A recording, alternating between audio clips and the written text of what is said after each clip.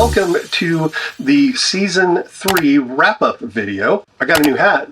Yes, you did. We got that in Kansas City. Where are we at right now, Toni Tao? We are in Chula Vista, California. And Chula Vista is a suburb of? San Diego, California. Yeah, San Diego, California, where we both grew up. Our yearly schedule kind of goes like this. We are in San Diego from approximately December to end of April because we have a bunch of clients that we need to get work done for here in San Diego.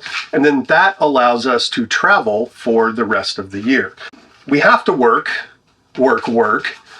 because we did something. What did we do, Toni Tao? Are you talking about selling the house? Or are you talking about... I'm talking about why we need money this year. Oh, well, it's not like... Okay. We have to work because we made some major purchases like within 2 weeks of getting back here in San Diego. Yeah, we made a couple of major purchases. So one of them is what you see all around us. So we purchased a brand new Brinkley fifth wheel after spending the last 6 months in the Imagine travel trailer. We needed something a little bit bigger, something with a more comfortable workspace, something with the washer dryer. So we bought a brand new Brinkley. We'll do a full walkthrough of it. That's our plan for next week's video. But just real quick, initial thoughts on it. This is like no other RV I've ever had or ever even spent time in. It is amazing. And when we do the walkthrough, you'll see why. First night that we sat in this rig, the first comment that we made to each other was, I don't feel like I'm in a travel trailer. I feel like I'm in an apartment. So we bought the Brinkley. We also, because we bought the Brinkley, we had to upgrade our truck. Which was an expensive decision, but at the same time, no hardship because, quite frankly, we were not very happy with the Silverado. So let's talk a little bit, since this is a Season 3 wrap-up, let's talk a little bit about Season 3. What was your favorite part of Season 3? What was your favorite place that we went? Well, I was going to tell you my favorite part was being able to spend so much time with my family on the East Coast. That was, I think... That just really was awesome. It was very much needed. Favorite place definitely was Maine. Maine just was so beautiful, so friendly, so warm, so open. It just inspired a lot of things. It was a great place. Agreed. Maine. Agreed. Maine was my favorite as well. The other thing that I want you to talk about a little bit, because it relates to Maine, is that what you picked up doing while we were in Maine, and you have continued to do it, and do it, as far as I'm concerned, amazingly. So talk a little bit about that.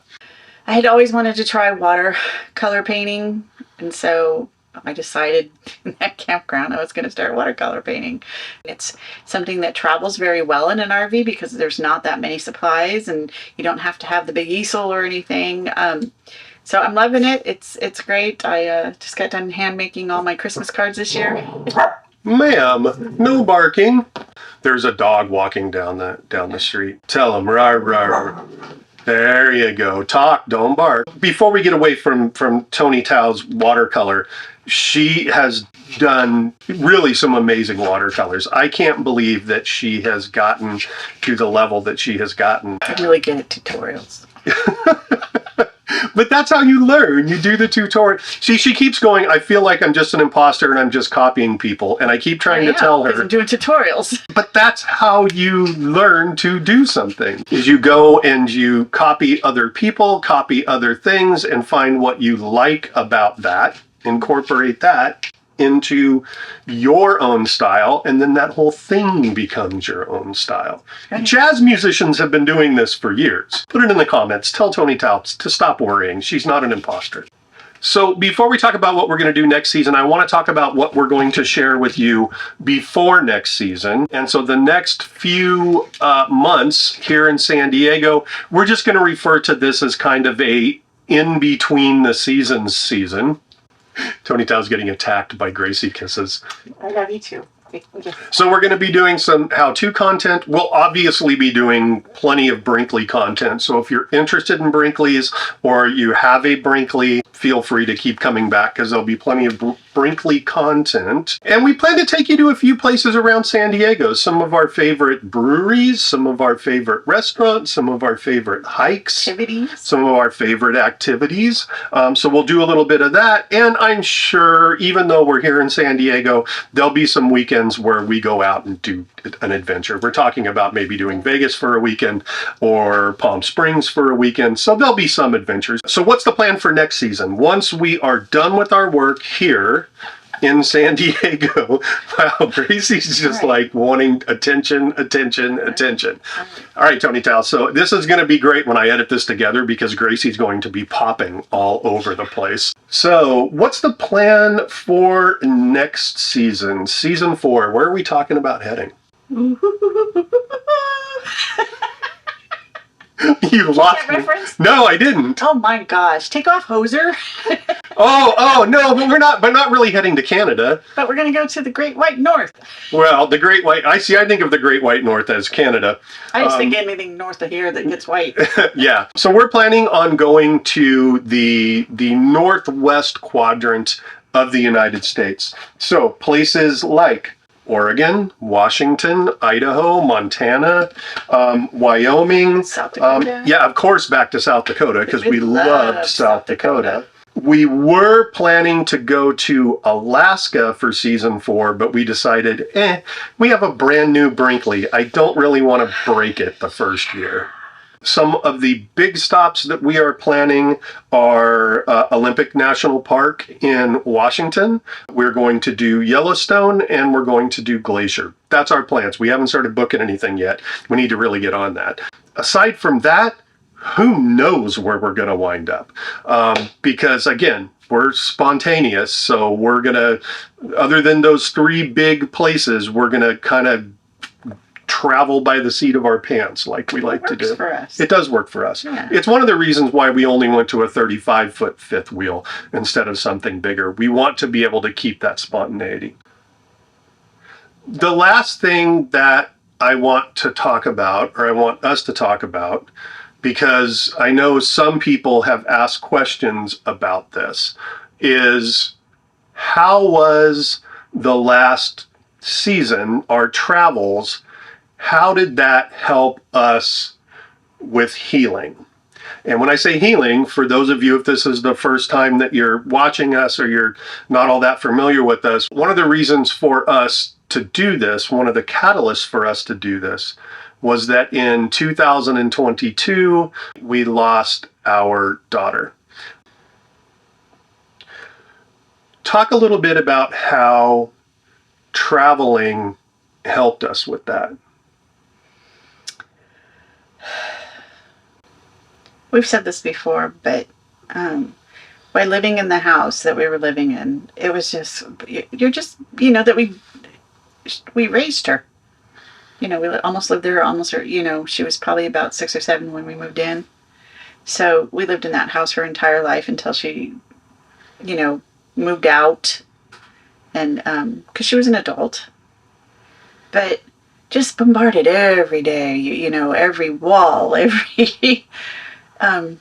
everything was just a constant reminder of what we lost. I don't want to say a constant reminder of her because I'm never going to forget.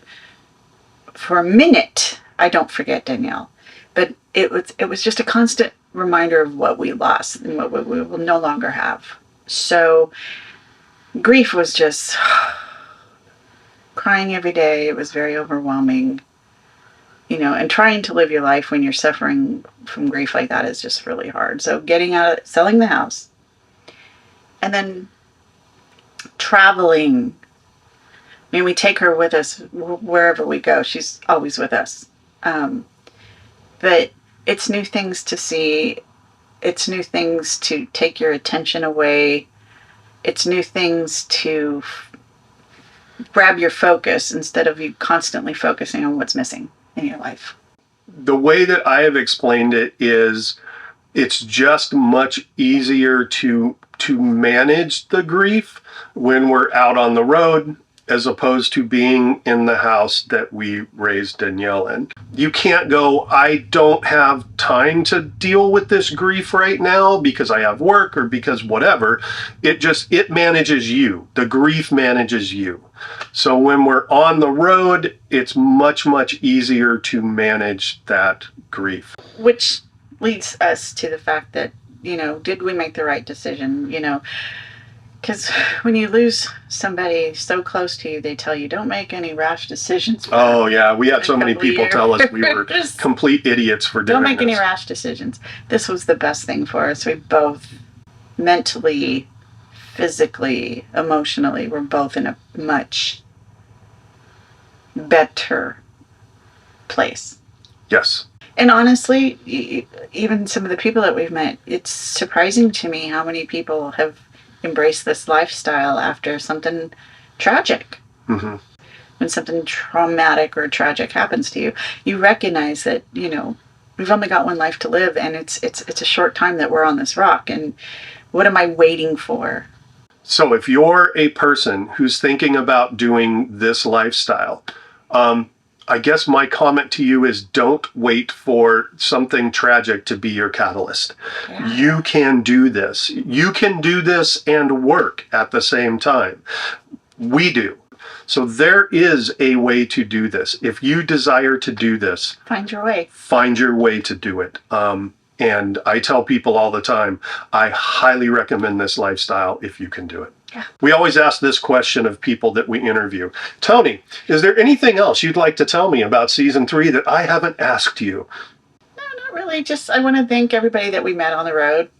You guys, big part of our healing process, and just the joy that we found talking to people and meeting people, and even the people that have had tragic circumstances. Just being able to talk to them has also been really healing. It's reconfirmed my belief that the vast majority of people in the United States are just nice people. Agreed. Yeah.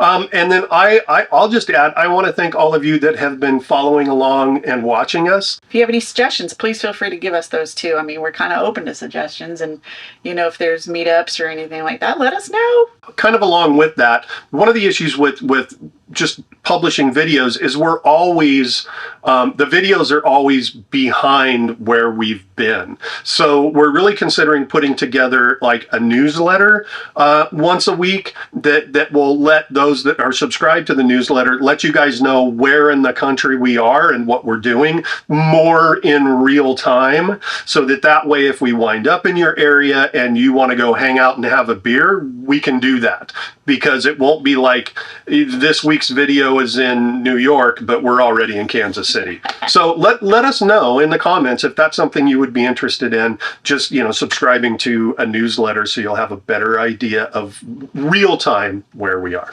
All right, I think that's going to wrap this up because it's gone way, way, way too long. It always goes way too long. That's why I edit. We're going to wrap this up, and we will see you hopefully next week with a walkthrough of the brand new Brinkley. It is pretty amazing. I don't mean to brag, but dang, I'm a lucky girl. All right, we will see you. I'm just going to say we'll see you soon.